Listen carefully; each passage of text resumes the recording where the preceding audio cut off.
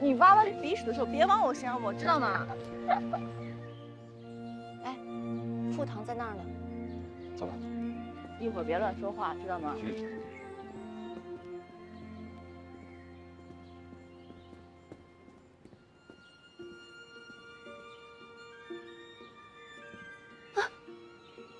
你把他们都吓跑了。傅阿姨，您干嘛呢？傅阿姨，你在玩什么呀？今天我在抓虫子，好多浮游啊。这儿连个池塘都没有，哪里有浮游啊？谁说浮游只能在水里啊？它在我的眼睛里。眼睛里面？对啊，我在用我的眼睛的网，在抓眼睛里的虫子。眼睛里的虫子，你们看不到吗？啊，我们没有看到。看，近一点呢，离近一点。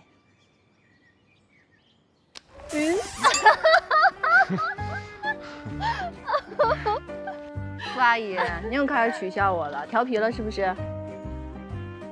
我没有取笑你，我那么喜欢你，我怎么会取笑你呢？我只是想和我的孩子玩。如果他一直在我身边的话，他应该也长这么高了。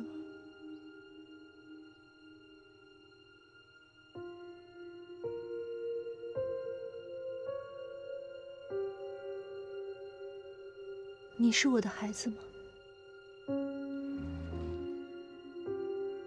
不是我的孩子。他只有7岁啊。对，我离开他的时候，他只有7岁。所以，我眼睛里只装了他7岁的样子。傅阿姨，您自己有个孩子吗？儿子。你不知道儿子有多调皮。但是很好玩。副堂家属在吗？我来取药了。这儿。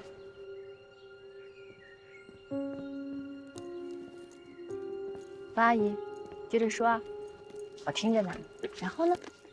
你知道，儿子有的时候很乖，有的时候却很调皮，总喜欢到邻居家去玩。但是邻居家细菌很多的，跟他说了很多次，他都不听。他会把细菌带回家里来的。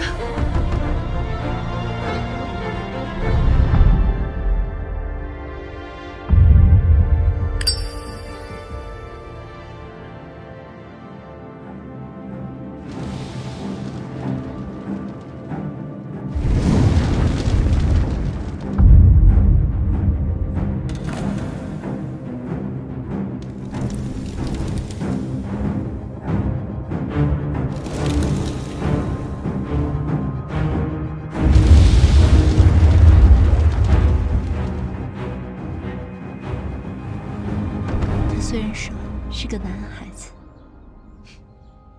但是他非常乖，非常粘人，比女孩子还粘人。他总喜欢和我在一起。我做饭的时候，他就给我打下手；我看书的时候，他就陪我一起看。最喜欢玩我给他叠的纸飞机。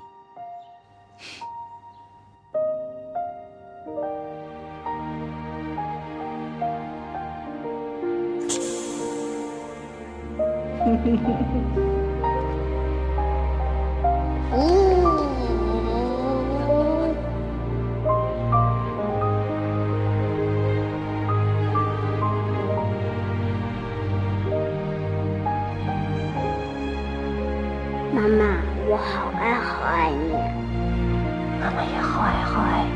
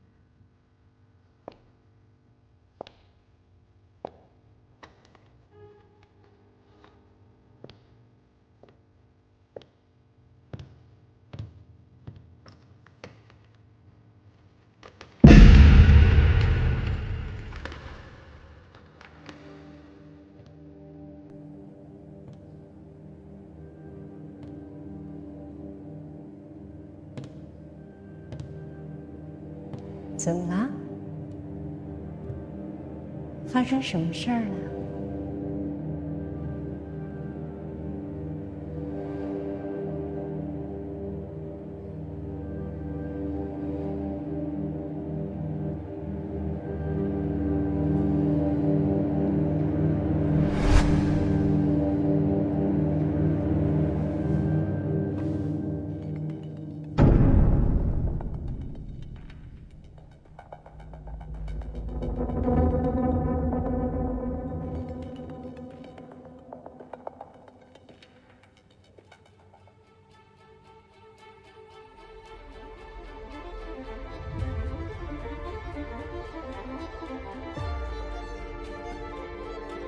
你为什么要这么做？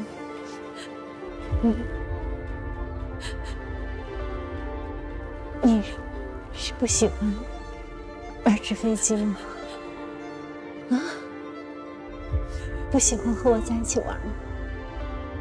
妈妈，我错跟我了。说过多少次了，不要动这个八音盒，你为什么就不听话呢？我是不是跟你说过不让你动它？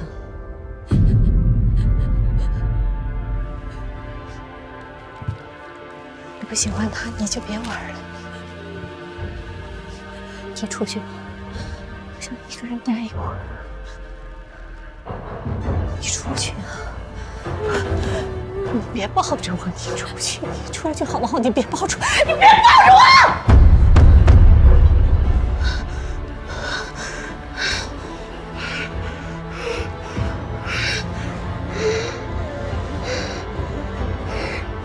你出去。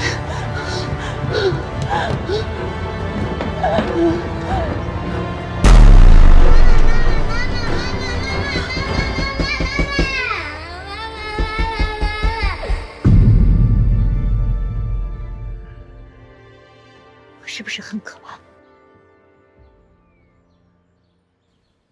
您不可怕，您只是因为很爱他。但是您生病了，而且你控制不住自己的情绪而已。从那以后，我就再也没见过他，永远的。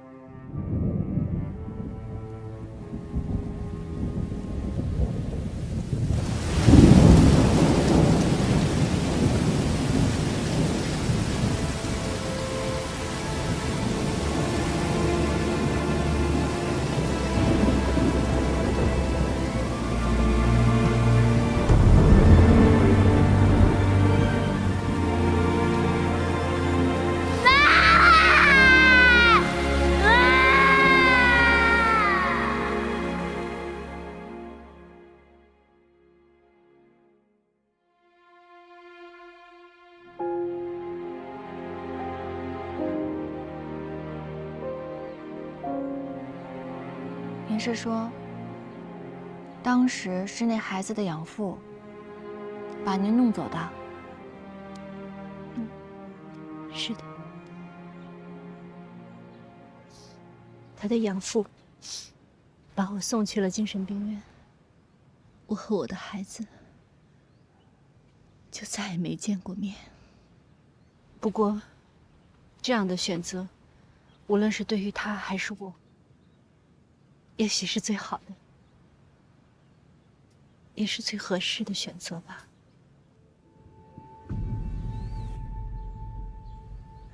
刚才听到您说完这些经历，让我突然想到一个人，他的经历跟您说的故事很相似。才离开了一会儿你就想他了？福腾家属来取药。你得先签了字才能领药，我们这儿管得比较严。严得好。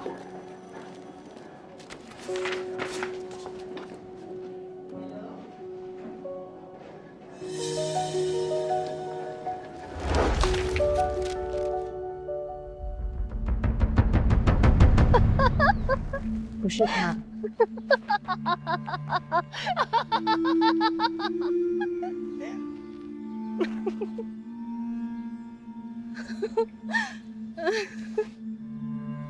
傅阿姨，您最近有坚持吃药吗？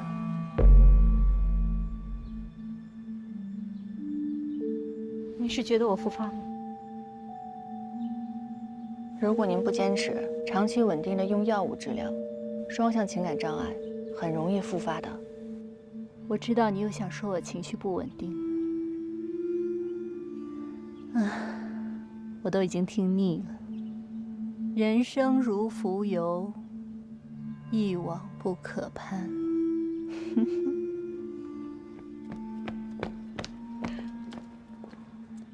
发爷，您去哪儿啊？你不是说浮游在水里吗？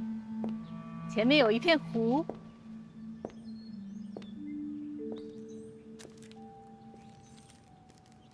他该吃药了。小金，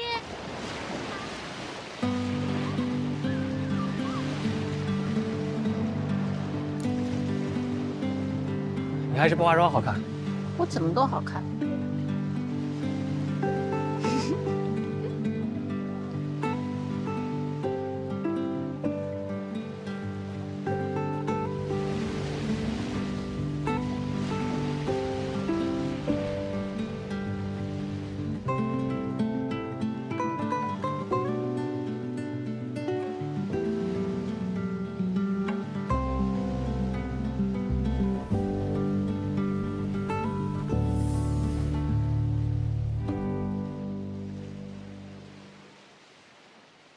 你约我出来，有没有什么话想跟我说呀？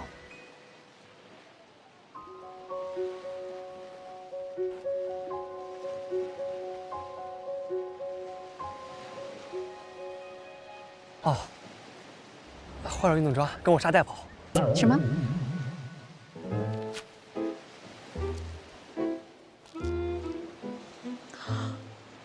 啊！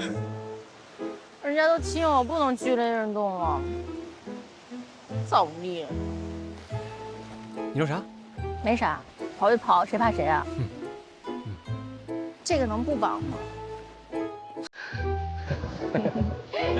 不能，走。哎，我没准备好，哎。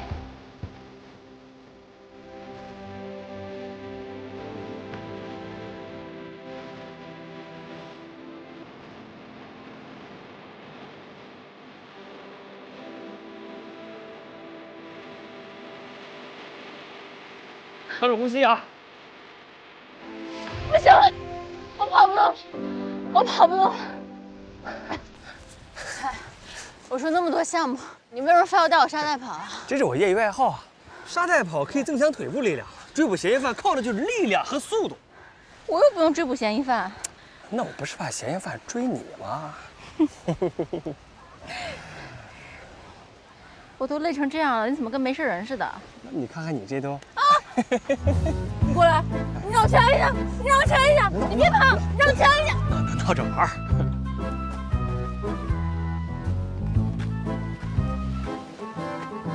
生气了？不至于吧？啊？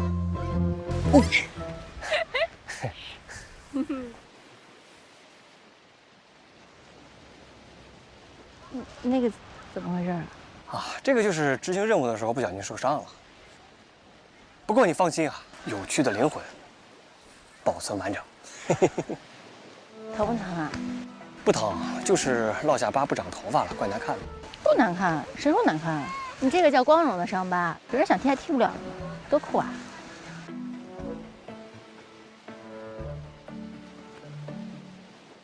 你以后见我都不用戴帽子了。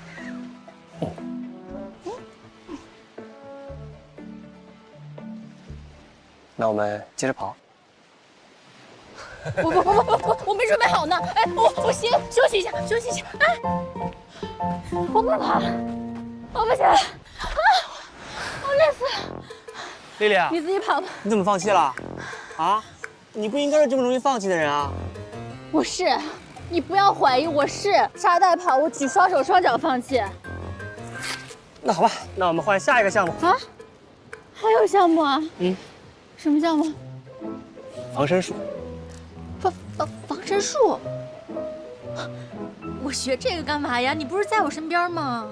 我是人民警察，保护人民是我的首要责任。我也是人民啊，你也可以保护我呀。万一我不在你身边，有坏人欺负你怎么办？是不是？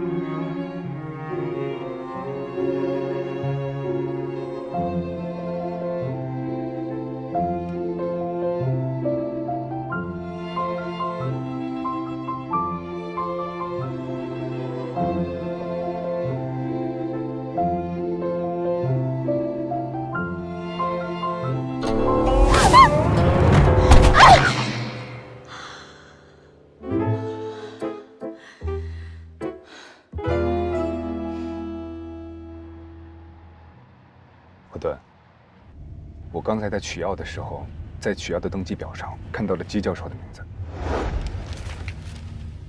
他这么多年一直在观察傅唐的病情，所以我们之前推断的没有错，傅唐就是姬教授一直在暗中保护和研究的那个病人艾夫。还有那封信，应该也是写给傅唐的。卑劣无耻的内心，从哪来的？我就在想啊，这一个男人对一个女人这么多年的执着，再加上那封信的内容，看来姬教授是真的爱上了傅唐。你记不记得傅唐跟我们说他有过一个儿子？记得。刚才你不在的时候，我跟他闲聊，他说他跟他儿子分开以后，就被孩子的养父送到了精神病医院。精神病院？没错，送他到精神病院的人就是姬教授，而那个孩子就是叶家辉。你确定？我确定。叶家辉的经历跟傅唐说的他儿子的经历实在是太像了。如果傅唐有一个儿子的话，那家辉跟那个孩子的重合度实在是太高了。对，我离开他的时候，他只有7岁。在我7岁那年，我妈丢下我走了。但为什么说是姬教授把傅唐送进了精神病院？因为现在所有证据的指向都指向了姬教授。傅唐的经历告诉我，在孩子7、8岁那一年，孩子的养父当着孩子的面把他送到了精神病医院，这对一个小孩来说恐怕是一辈子的阴影。所以叶家辉一直在报复姬教授，可能就是因为小时候的事情，他恨姬教授将他们母子分开。这就说明了为什么叶家辉一直在寻找那份 F 档案，因为 F 档案里面的人就是他的母亲。所以这也是为什么他会先从你入手去报复姬教授。但不对啊，这一些呢都是从感情的角度去做的分析，没有实质的证据。你刚才有问过傅唐吗？我没有。如果他说的都是真的，按照他现在的精神状态，我不敢再问了，我怕刺激到他。我们现在去找姬教授。哎，怎么了？你不是要向他去求证吗？我有点开不了这个口。如果我的推断都是正确的，也就是说，我的老师爱上了自己的来访者，并且跟来访者在一起了。万一他是怕这事儿会影响自己的仕途，才把傅唐送去精神病院。何端，你不能这么先入为主的假设。我当然不相信我老师做这些，可是现在所有证据都摆在我的面前，我没有办法不相信。以你对姬教授的了解，你觉得他会为了这点虚名就牺牲自己爱的人吗？或许姬教授有自己的苦衷呢。我知道你是因为相信他，所以害怕听到任何信任以外的答案。但是比起你不想听的答案，没有答案，或许会更煎熬，不是吗？走吧。你别进去了，我觉得有些话还是我自己问比较好。你在门口等我吧，可以吗？去吧，没事。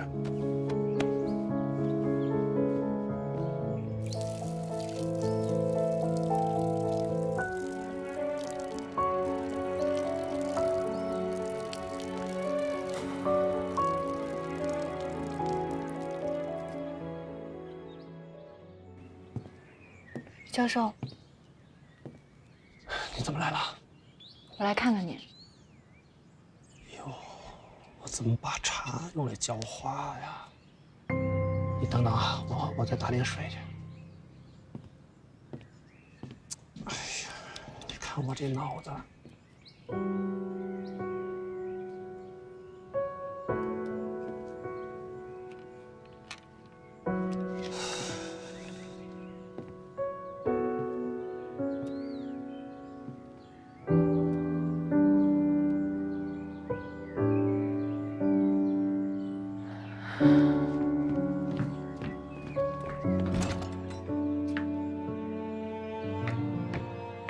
怎么样？他怎么说？我没问。为什么？要不然我帮你去问。别！其实不是不敢问，是我刚才有一瞬间，我看到他的背影，我突然意识到他老了。以前他在我心里是父亲般的存在，他是我的榜样。我觉得他无所不能，甚至他在学业上的建树可能是我一辈子也达不到的高度。曾经我以为他会永远像我坐在教室座位的时候站得那么直，以为他会永远睿智，永远贪玩。你站我菜地里干嘛？把我小白菜们的营养全挡住了。你们如果藏着1、2件小事儿，我兴许看不出来；但如果藏了大事儿啊，光看你们眼睛就能看出来。就是要睁大眼睛。睁大眼睛。可是人不是这样的，人是会变老的。可就在刚刚，我突然觉得，我要当面揭他短，我根本做不到。没关系，何段，如果你要是不想问，咱们就把这个疑问永远藏在心底。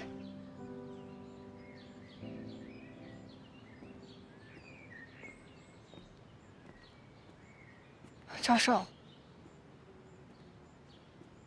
何段，你想知道的都在这里面了。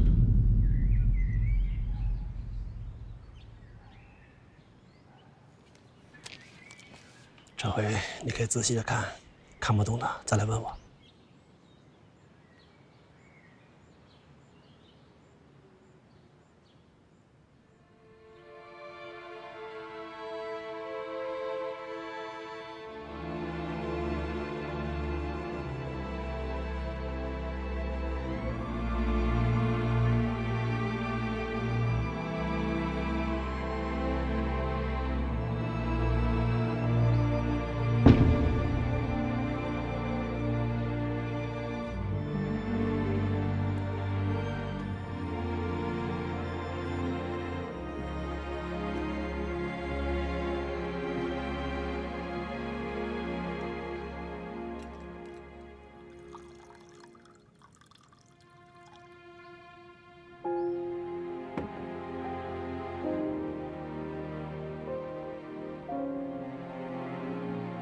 那一年，我刚进入心理学会，对研究抱以极大的热情。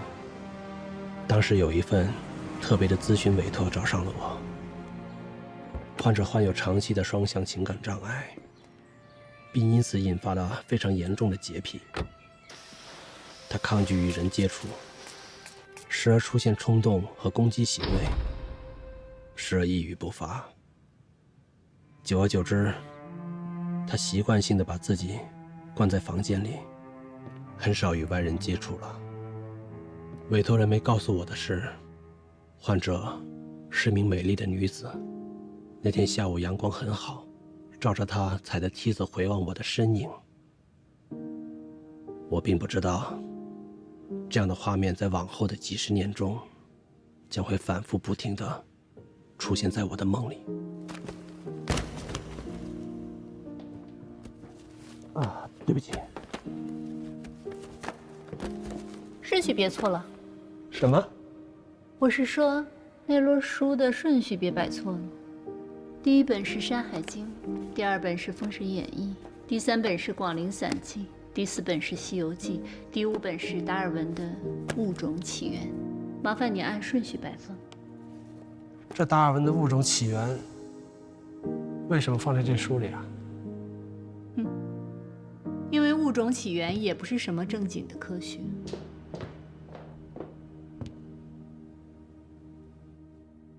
所以和其他书没什么两样。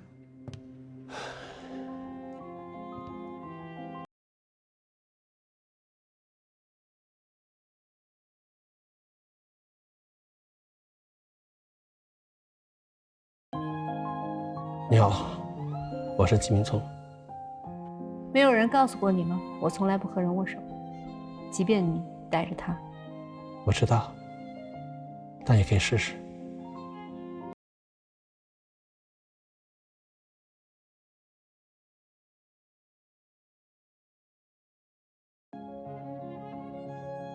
要把脉吗？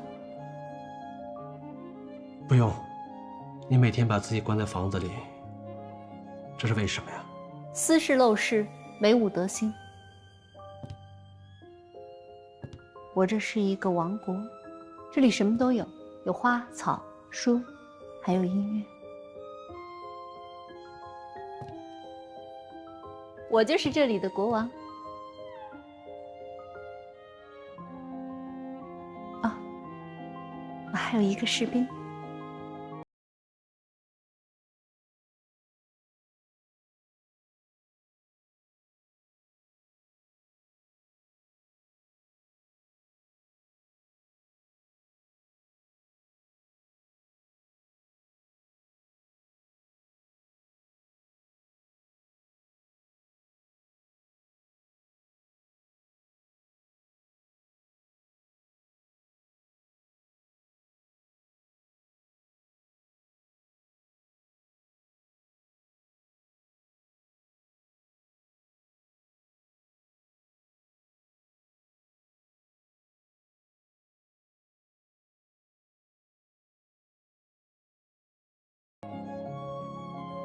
医生，我到底有什么问题呀？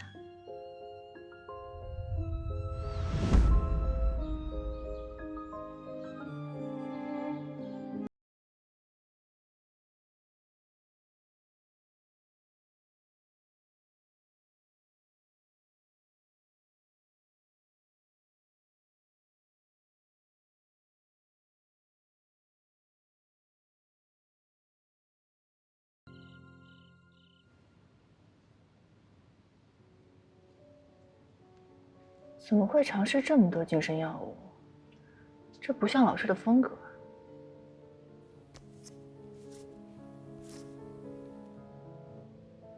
患者1998年入住海市精神病院，患者因药物作用导致一系列精神并发症，患者身上出现早期精神分裂症状，入院治疗时精神不稳，采取强制措施入院。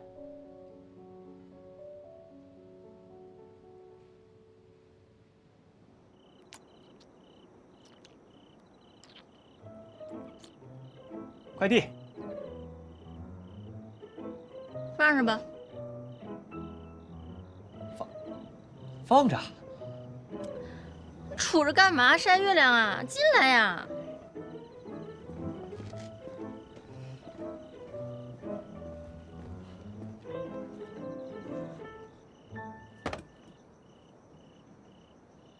一点创意都没有。你这扮相挺有创意的。哎，有创意，有创意。看，芋泥仿的面膜。你怎么知道我喜欢啊？贺老师跟我说的，还能美白呢。还能让我开心？你嫌我黑啊？我没有。那个还疼吗？你说呢？你看。哎呦，对不起啊，我不应该叫你别摔的。但你知道我本意是好的。你看你天真无邪的，长得又漂亮，教你防身术是为了保护你，但没想到你天赋异禀，学得太快了，我就一不小心把你当自己兄弟了。我谢谢你啊，把我当自己兄弟了，不知道以为你把我当嫌疑人了呢。你见过有这样对待嫌疑人的吗？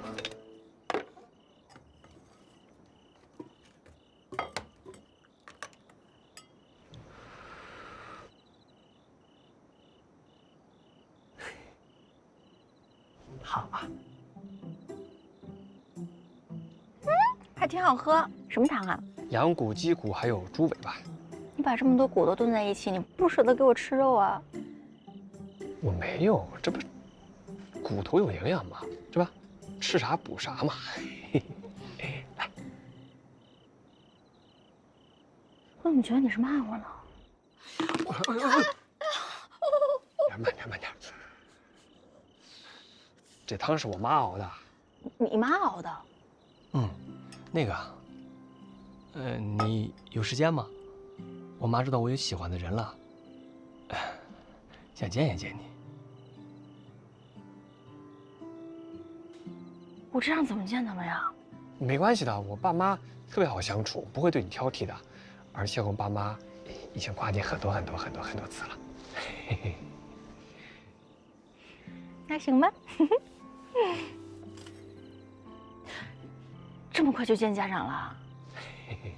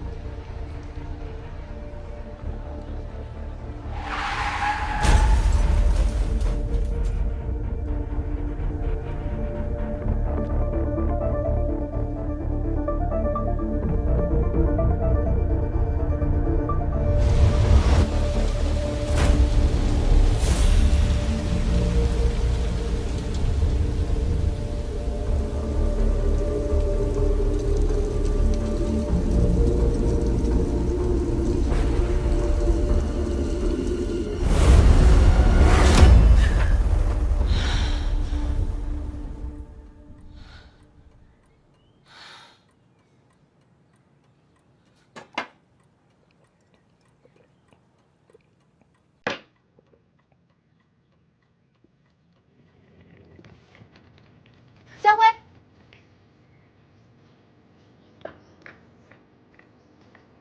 你回来了。我回来收拾点东西。啊，其实我一直想跟你说一声对不起。你不用跟我说对不起，该说对不起的人应该是我。之所以想跟你说对不起，是因为我觉得身为朋友，我之前不够关心你。我明明有察觉你的处境，却没能为你做更多。你对我的关心和了解远多过我对你的，可是我却一无所知。好像你的家庭你也很少提及他们。我知道你是一个喜欢把什么都憋在心里的人。如果你愿意的话，如果你真心把我当朋友，你可以跟我倾诉，也许这样对你来说会舒服很多。贺端，我最讨厌的就是你用这种怜悯的感觉看着我。我不需要你拯救，你这样只会让我觉得我自己是个没人要的可怜虫。不是这样的，我是觉得你可以把你憋在心里的东西说出来，也许我们可以一起解决，你觉得呢？你现在不把我当罪犯，把我当成你的来访者了，还是说，你把我当成了一个精神病？你误会了，家辉。我觉得我之前对你的想法和判断出现的一些偏差。什么误会？没有误会，我就是这样一个人。每个人都有自己的价值观，你不要用你的道德标准去评判别人。我跟你不一样，我们做事的方式也不一样。你是不是真觉得自己很了不起，全世界都需要你的拯救？每个人心里都有问题，你真把自己当英雄了？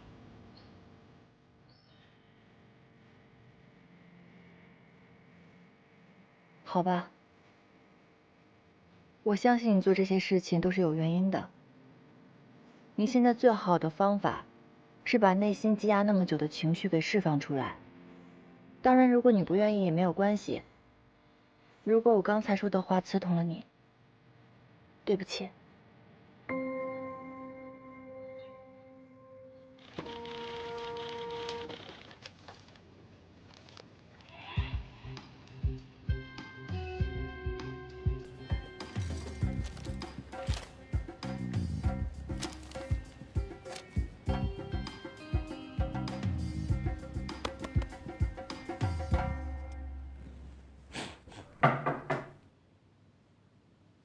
进。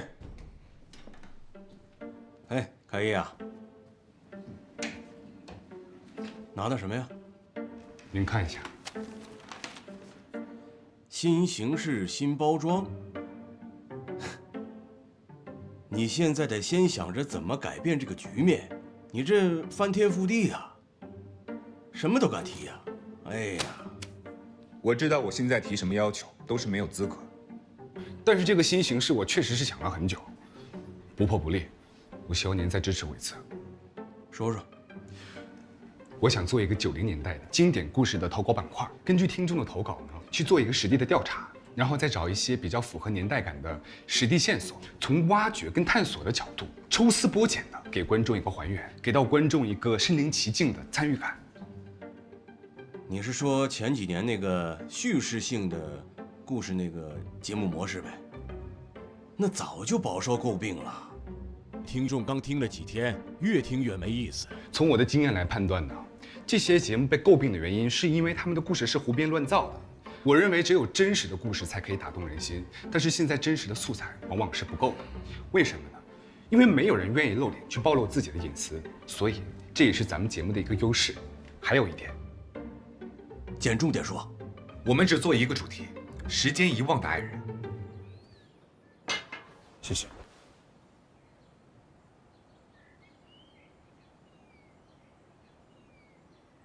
你想知道什么？你妈妈年轻的时候是什么样的？我对她的记忆掺杂了许多事情，有好有坏，我已经记得不太清楚了。我想那些不好的经历或者回忆，你妈妈也不会是故意的。也许吧。我不知道该从哪开始跟你说。那就从你开心的记忆开始说起吧。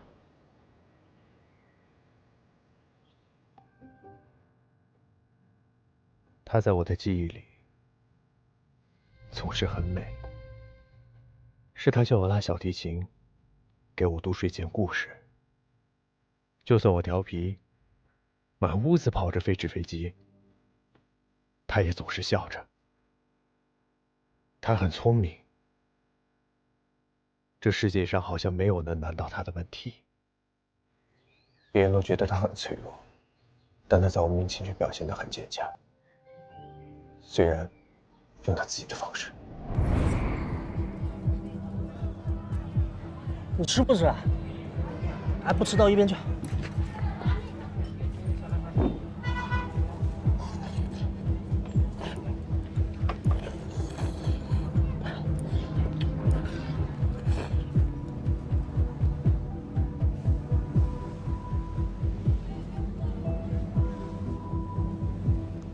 你想不想吃大白兔奶糖啊？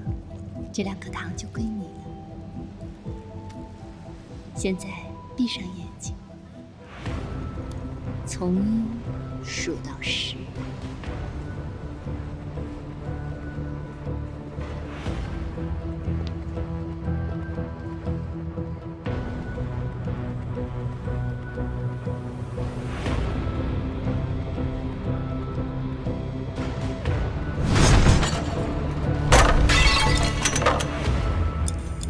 我之前之所以不想告诉你这些事情，是因为人们总是用同情的眼光去看待离异家庭的孩子，把成年后犯的错误归结于原生家庭。但我觉得这并不公平。难道家庭完整的孩子就一辈子不会犯错吗？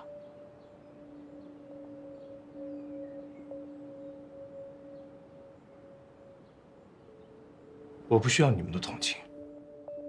既然我犯了错，我就有能力承担后果。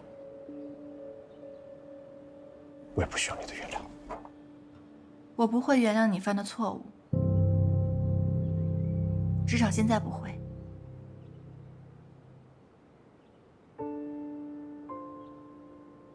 可是我跟你成为朋友是我自己的选择，这是2码事儿。家辉，我觉得有时候我们真的很像，我们都经历了正常人不可能经历的痛苦，还有回忆。可过去的事情不应该影响到我们现在，我们的每一天都是新的一天，我们不能一直活在过去的痛苦当中。而且我相信，你的妈妈她一定很爱你。